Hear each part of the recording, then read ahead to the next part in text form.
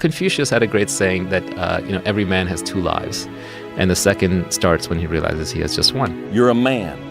You are a man. Stand up and be a man. Make the hard decisions. Make the sacrifices. Make the unpopular decisions. And become comfortable in your own skin. And if you are not a person that you are comfortable being alone with, that is the one person in this universe that you have full power, full right, full responsibility to change. There's a moment when every boy realizes no one's coming to save him. And that's when he becomes a man. And some boys never get there and stay children forever. This stuff matters because no one's effing coming to save you. No one's going to make you better at your business. No one is going to get you to be a better persuader of people or framer of people other than you. Give a man a purpose and the ability to achieve it, and he will crawl over broken glass with a smile. And I think that feeling capable and powerful and competent and respected and admired is something that will get a man so far. You give a man those things, and he'll deal with suffering until the ends of the earth. We're designed to do that. We're designed to suffer. We're designed to deal with that suffering. But it needs to be in service of something. Yeah. The man that suffers and doesn't have competence, capability, purpose, respect, meaning, admiration, that's a man that's depressed. That's a man who is alone and struggling and may take his own life, or may become increasingly useless to the potential partner and society around him, or may become radicalized, in one form or another. And a man who is able to do things well is useful to everybody around him. You can't have an easy life and a great character. People talk about toxic masculinity and easy fix. Be a gentleman, be a mensch. That's it. It's done. Be a gentleman, be a mensch. A gentleman is never rude by accident. What does a man do? A man provides. And he does it even when he's not appreciated, or respected, or even loved. He simply bears up, and he does it because he's a man. There's 10,000 times more going on inside the head of a man than you have any idea. He's carrying burdens that you don't have a clue about, and he don't know how to express them, and he don't know what to do about it, and he figures if he puts it out there and communicates it, he's just going to be shot down, called a fool, called weak, so he carries it inside, and you have no clue the burdens and the hell that most men are carrying inside and not even showing you. The person you have to spend the most time listening to in your life is yourself. Try not to lose their respect. And self-respect and self-esteem, I think, largely comes from having faith in your own word. So if you were to treat yourself like a friend you are responsible for helping, which is Peterson's advice, right? Let's say that every time you invited a friend out for lunch, they turned up late or didn't turn up at all, they didn't text back, they just kept not holding to their word. After a while, you wouldn't believe in them, you wouldn't be friends with them, and you'd stop inviting them out to lunch.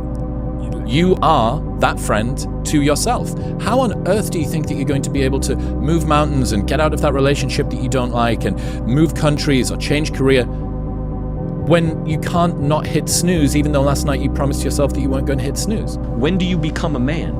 When you get a driver's license? Like, what do we do? You're 16, we give you a driver's license. Okay, well, wait, like, you get a job? Like, when do you become a man? You become a man when you become responsible for other people. And part of that is taking accountability. And so, like, I'm very new to this being a man thing. And I'm still not there. And I'm on a path. But I didn't have no, like, I grew up in a culture that told me going to war made you a man. Going to prison, coming back makes you a man. Making $1 million makes you a man, and it doesn't. And you don't know it till you've done all these things and realize, damn, I'm still a little fucking boy. Life as a man is exceptionally difficult. I say the most beautiful and the most terrifying thing about being a man is you're born without value. Society doesn't care about you. You're only going to be cared about based on how useful you are. You have the chance to build yourself up and become a superhero if you're prepared to do the hard work and be indefatigable enough to never quit.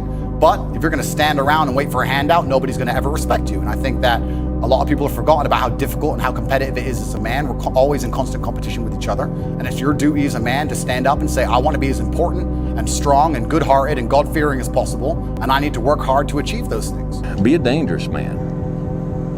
Now, being dangerous is not being a threat. They're two different things, all right? And it's not about going out and lifting weights and getting a bunch of tattoos and wearing leather jackets and walking around with your chest and shoulders up, hulking around saying, I'm dangerous. That's very rarely is that a dangerous man. Often the most dangerous man in the room is the quietest man in the room. Because you're sad, now you're gonna make a bunch of bad decisions because you're sad. No, it doesn't work like that. It doesn't work like that. You're sad, okay. You get emotional sometimes, okay. Got it. Now, get control of your emotions and carry on with your life. And sometimes you're gonna get hit with those waves, and that's okay. I think that's a big misconception. It sort of relates to what you're saying. Oh, I'm having an emotional moment right now. There's something wrong with me. No, there's nothing wrong with you. There's nothing wrong with you. The other extreme is, oh, I'm letting my emotions run my life and I'm making a bunch of bad decisions. And my excuse is, well, you know, I lost some friends or I had this traumatic experience happen to me. That's why I'm doing, that's just an excuse. And it's a very easy excuse. And in society, the last thing I want to say to you is, well, you can't act like that. Oh, you lost one of your friends? Hey, that doesn't mean you can make an excuse. You can't use that as an excuse. No, I go, hey man, okay. That's what I say, right? I'm a polite person. I'm an empathetic person. You're sad. You're making bad decisions. You're saying it's because you lost your friend or you went through this traumatic thing. And I go, okay, how can I help? Instead of saying, hey man, yeah, guess what? It's time to carry on. Don't dwell on I've told 1,000 veterans this. Remember, don't dwell. Remember your friends. Don't dwell in the past though. Remember, don't dwell. That's what we have to do. And the emotions, yes. Embrace those emotions, but don't let those emotions embrace you. If you don't handle self-doubt, insecurities, fucking imperfections, jealousy, all these fucking things, allow people to bully you, fuck you around, your nuts start to retract back up. Insecurities end up here, self-doubt, all this shit before you know it in your fucking chest. You end up with chestnut syndrome. How you fix chestnut syndrome is you gotta man the fuck up. Hit your fucking chest, send a signal to your fucking mind that you're gonna man the fuck up, and then fall back in your fucking sack. Once they fall back in your sack, you sack it the fuck up. I gotta do something, right? Trying to save my fucking life. So that's what I'm doing, okay? No one else is gonna save my life, right? If I just sit here and diddle around, what am I gonna have? Nothing, okay? And all this shit, like, what does it matter? What does it matter? It just passes. Yo, if I disappear, like, who cares? Nobody cares, man. Seriously. Yo, and that's okay. That's life. That's life. No, for real, okay? It just passes. It just fucking passes. The man who never failed, the man who never fell has no glory. The man who fell and got back up, that's where his glory is. The man who fell 20 times and got up 21 times, that man has even greater glory. Wow. That man has more courage, way more courage than the guy who was so strong from birth that he never failed. There's no glory in that. Don't let those emotions run your life. There is a, because people say, suppressing your emotions is bad. Okay, so I'm just gonna let all these emotions out and they're gonna run my life now. No, at a certain point you say, okay, my emotions are now leading me down the wrong path. I'm in control. I'm not gonna allow my emotions to make my decisions. They're in the calculus. I'm not saying take your emotions out of the calculus, but they have to be one component of your calculus, not the whole equation. The equation has to include emotions, yes. Logic, yes. Future, yes. Goals, yes. Family, yes. Work, yes. Finances, yes. All those things have to be in the calculus. Emotions has to be a part of that calculus. You can't pull them out of there or they'll bite you. But you can't make them the overwhelming denominator of everything that you do, or it's going to be problematic.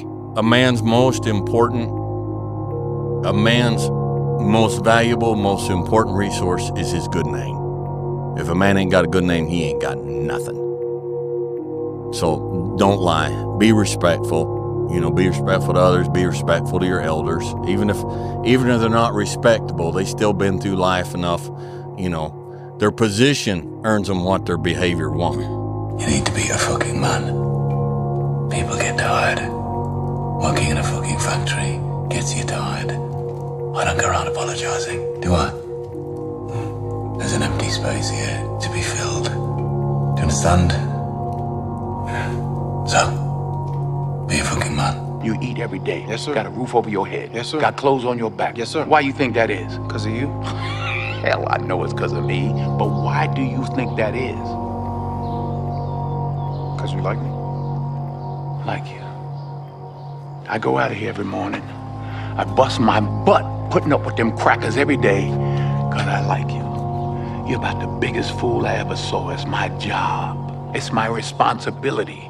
A man is supposed to take care of his family. You live in my house, fill your belly with my food, put your behind on my bed because you're my son. Not because I like you, because it's my duty to take care of you. I owe a responsibility to you. Remember, it's not what you have, but what you do with what you have that separates winners from losers. It's not what happens to you, but how you respond to what happens to you that counts. In the final analysis, your response to the adversity of life is the real measure of who you are and what you're made of. The Greek philosopher Epictetus once said that circumstances do not make the man or woman, they merely reveal him to himself.